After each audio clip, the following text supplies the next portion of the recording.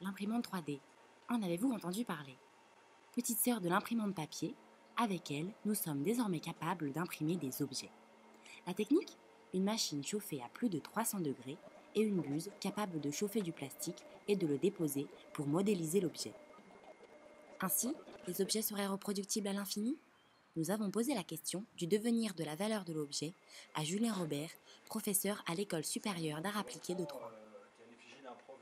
La valeur, après, plus de dire avec ça, on va pouvoir produire des objets en série, tous uniques. Donc c'est aussi une sorte de sculpteur 3D plus universel, plus démocratisé que finalement l'outil traditionnel industriel, quoi. Ou le fait que les designers se retrouvent au milieu de tout ça et sont les gens idéaux pour travailler avec ces outils-là, en fait. Qui sont justement entre art et design, entre art et industrie, je dirais, entre art et technique. Et ce ne sont pas des artistes, ce ne sont pas des techniciens, ce sont des spécialistes justement entre les deux domaines, quoi. Un étudiant de l'Université technologique de Troyes nous explique l'utilité de l'imprimante 3D et ce qu'elle a changé dans sa manière de travailler. Il nous explique son projet.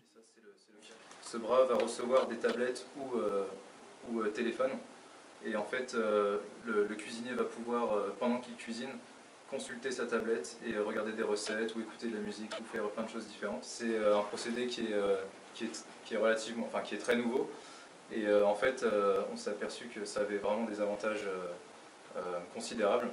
Ça a un peu révolutionné tout le monde du prototypage parce qu'en 4-5 heures, on peut avoir un produit fini. Néanmoins, il reste des réfractaires. J'ai vu un reportage où on disait qu'on pouvait fabriquer des armes, et c'est vrai que c'est angoissant. Ça dévie toujours,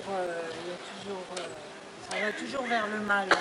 Julien Robert répond à ce genre d'inquiétude. Sur de la copie, effectivement, il y a aussi des limites en termes de, je dirais plutôt d'éthique. Et chaque système a ses limites, et chaque système a proposé aussi des utilisations un peu alternatives, un peu dangereuses. Donc il faut savoir prendre les bons risques pour innover. Mais moi, j'y vois pas pour l'instant de problème, étant donné que de toute façon, si l'homme veut être mauvais, il le sera toujours. Et... Pour tout ce qui est objet de designer, c'est vrai qu'il y a des signatures, il y a des façons de faire qui seront, à mon avis, pas reproduisibles par la machine.